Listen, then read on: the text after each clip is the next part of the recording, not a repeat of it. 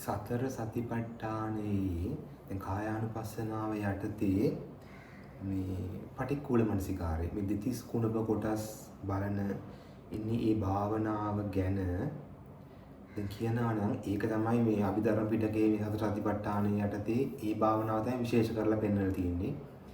එතකොට ඒකේ තියෙනවනේ මේ හිසකේස් වලින් පහළට කියන බලනවා මම. බලනකොට දැන් මෙතන මේ සම කියලා බලනකොට ඇතුලෙන් ඉඳන් තමයි මට බලාගෙන යන්න වෙන්නේ නේ මේ මොලේ කියලා තියෙනවා. ඊට පස්සේ එහෙම යටකටු ඊට පස්සේ මේ මස් එහෙම කියලා දිගට බලාගෙන යනවා පහළටම. ඊට පස්සේ දැන් යටිපතුලෙන් ඉහළට කියලා තියෙනවා. යටිපතුලේ ඉඳන් බලාගෙන යනවා දැන් කකුල් මස් තියෙනවා යටකටු. එන්න එහෙම දිගට හිමීට බලාගෙන යනවා. දැන් මෙතනින් දැන් මෙහෙම බලලා අසුබ සංඥාව උපදවා ගන්නනේ දැන් ඕනේ. කියන්නේ දැක්ක ගමන් මේක අසුබයක් කියලා පේන්න, හිතුන ගමන් අසුබයක් කියලා පේන්නත් ඕන. ඉනේ සංඥාව උපදවා ගන්න තමයි ඒතර අසුබ තමයි මානසිකාරයක් විදිහට මේක කරන්නේ. භාවනාවක් විදිහට පුරුදු කරනවා. සම කෙලවර කොට කියනකොට ඊළඟට තමයි සම ගැනක් කියලා තියෙන්නේ. සම කියලා මේ හැම කෙලවර කියලා හැම කියලා බලනකොට හැම කෙලවර කොට ඇත්තව මේ ශරීරයේ নানা ආකාර අසුචීන්ගෙන් පිරුණා වෙයි. එහෙම කියලා බලනකොට එහෙම කියලා හොඳට බලනවා. හිස් වලින් පහළට, මේ යටිපතුලින් ඉහළට. සම කෙලවර කොට ඇත්තව මේ ශරීරයේ নানা ආකාර අසුචීන්ගෙන් පිරුණා වෙයි. ඒතකොට ශරීරය කියනකොට එතන වර්ණයක් තියෙනවා. වර්ණයක් තියෙනවා. හැඩයක් තියෙනවා. වර්ණයක් සටහනක් තියෙනවා. මේ సంతානයක් කියලා තියෙනවා. හැබැයි సంతානයක් කියලා අපි ගන්නෙ මේ උඩ තියෙන ලකුණු ටික තමයි. මේ ඇහැ කෙලවීම තියෙනවා. නහය කියලා තියෙනවා. මේ సంతානය කියලා ගන්නෙ මේ මත තියෙන සලකුණු ටික. රූපේ මත තියෙන සලකුණු ටික. අර ඇතුළ පේන්නේ. හැබැයි సంతානය කියලා බලනකොට මේ ඇතුළත් බලන්න ඕන.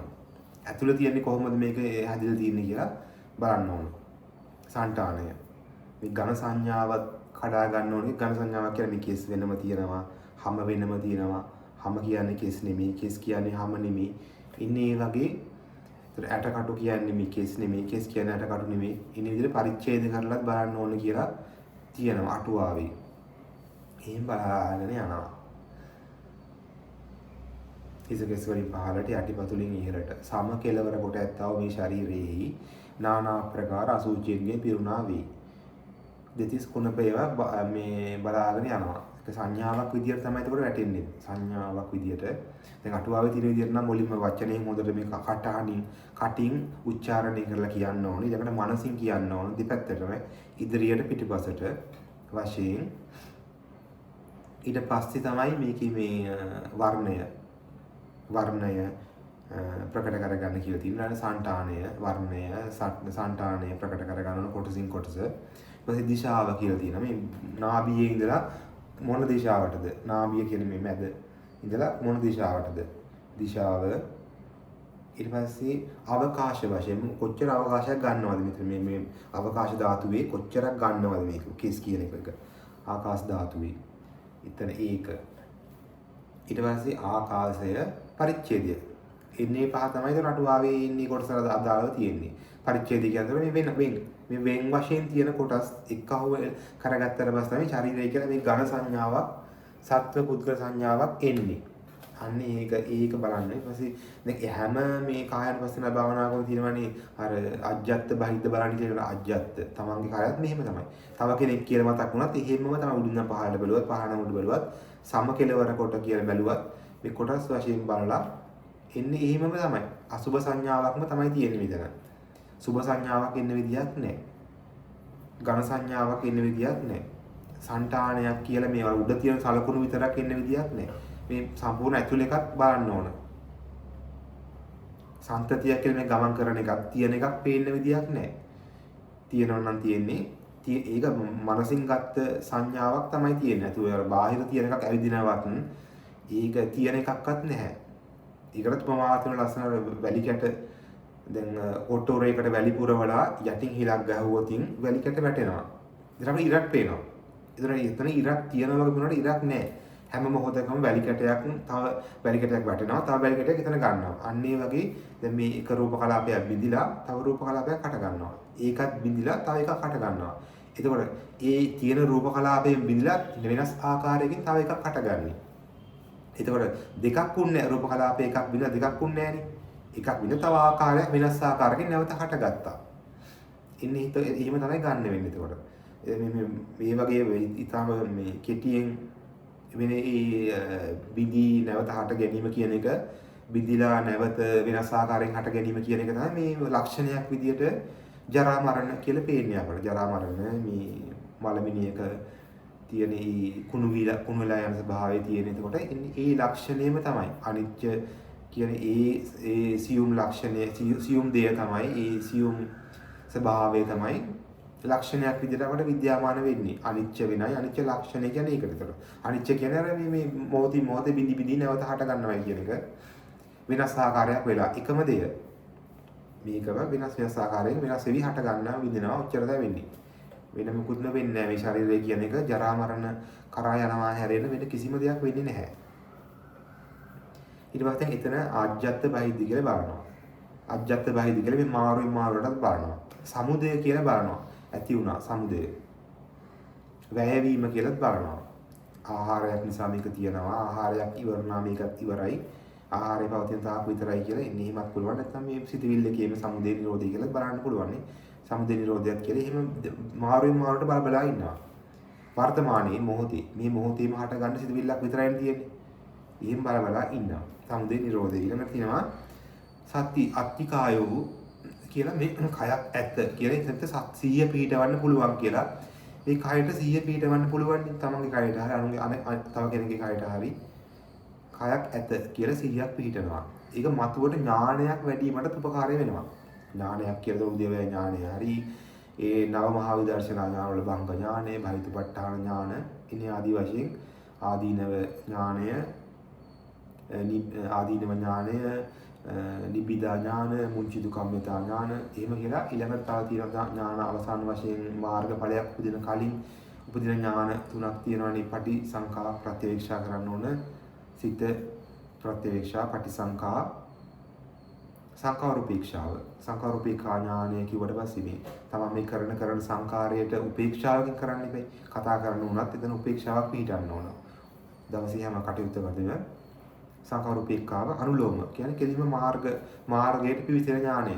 සෝවාන් ඵලයකට පිවිසෙන සෝවාන් මාර්ගයට පිවිසෙන ඥානයක්. අනුලෝම ඥානය. ඊට කලින් ඥාන ගැන කතා කරන නිසා දැන් මේ නව මහා විදර්ශනාවට කලින් ඥාන තුනක් තියෙනවානේ. නාම රූප පරිච්ඡේද ඥානය, පච්චේ පරිග්‍රහ ඥානය, සම්මර්ෂණ ඥානය. ඒතකොට නාම රූප පරිච්ඡේද ඥානය කියනකොට නාමය වෙන් කරලා ගන්න පුළුවන් වෙන රූපේ වෙන් කරන්න ඕනේ. වෙන් වශයෙන් මේ නාමයේ තියෙන අදිවචන සම්පස්සයක්. ඒතර වෙනම ගත්තොත් ඒ කියන්නේ මේකේ අර්ථයක් දෙන්න පුළුවන්, නමක් දෙන්න පුළුවන්. ඉච්චරයි මේක කරන්න පුළුවන්. සලකුණක් කරගන්න පුළුවන් මතුවට හඳුනා ගැනීමට සඳහා නාමයේ ලක්ෂණය නම් කරන්න පුළුවන්, අර්ථයක් දෙන්න පුළුවන්, සලකුණක් කරගන්න පුළුවන් මතුවට හඳුනා ගන්න. ඊට පස්සේ රූපයේ ලක්ෂණය ගත්තොත් පටිඝ සම්පස්සයක්, පටිඝයක් දෙකක් වෙන් කරලා ගන්න පුළුවන්. එකම දැන් මෙතනින් ශරීරය කියලා ගත්තත් එකක් විදියටම ගන්නත් පුළුවන්. නැත්නම් දෙකක් කියලා මේකේ කියලා වෙනයි, හැම වෙනයි කියලා දෙකක් ගන්න පුළුවන්. දැන් මම වෙනයි, මේ පුටුව වෙනයි කියලා දෙකක් විදියට වෙන් කරලා ගන්න පුළුවන් එකක් තියෙනවා. දැන් වස්තු දෙකක දැන් මේ අත වෙනයි, මේ අත වෙනයි. ගැටීමක් තියෙනවා. පටිඝ සම්පස්සයක්, රූපේ පටිඝ සම්පස්සය. එකම එක සතර මහා ධාතුවක් තියෙන තැනක මේ වෙන් කරලා වස්තුවක් ගන්න පුළුවන් සිතකින්. ඒකද පටිඝ සම්පස්සය. රූපේ පටිඝ සම්පස්සයක් තියෙනවා. නාමයේ අදිවචනයක් තියෙනවා. අදිවචන වචන කියන්නේ වචනම තමයි. අදිවචන කරනසේ නමක් විශේෂයෙන් නම් කිරීමක් කරලා ඒක වෙන් කරලා ගන්න පුළුවන් ස්වභාවයක් තියෙනවා. දැන් අතන මම අර සතර සතිපට්ඨානේ ඉන්නේ කායනුපස්සනා කොටසේ හැම කොටසකම තියෙන ඉන්නේ එතන අජ්ජත් බහිද්දේ ඉන්නේ කියලා එක තමයි කතා කර හිටියේ. ඊතර ඊළඟට තියෙනවා ඊට අනිසිතෝච විහෙරති කිසිවක නොඇලෙයි. අන්න ඒක හරියට වටනවා. කිසිවක නොඇලෙයි. නැචකින්ච ලෝකේ උපාදීයති. කිසිවක් උපාදානය කරගන්නේ නැහැ. එතකොට එන්නේ එතනදී මේ පටිනිස්සග්ගානුපස්සී විහෙරති කියලා තන්නේ කොටස ගන්න පුළුවන්. පටිනිස්සග්ගානේ අතහරිනවා. අතහරීම වෘතු කරනකොට දැන් අර අපේ සිංහල වහරේ තියෙනවා නැට්ට පිටින් අලි මැරෙනවයි කියලා කැලි. ඒතර මේ නැට්ට කියලා අපිට ගන්න පුළුවන් විතර මේ අපේ සිත හෝ චිත්තය කියන එකනේ විඥානය. චෛතසිකයට තමයි ගන්න පුළුවන් වෙන අලිය. අර ලොකුවට අලියෙක් කියලා ගේන්නේ නැට්ට පිටින් අලිය මැරිලා. ඒතකොට චිත්ත චෛතසික දෙකම අවසానයි කියලා දැනගන්න ඕන. චිත්තය කියනකොට රාග සිතක්, විරාග සිතක්, නැත්නම් ද්වේෂයක් සිතක්, විත ද්වේෂී සිත, ඊට පස්සේ මෝහ සිත, විත මෝහී සිත.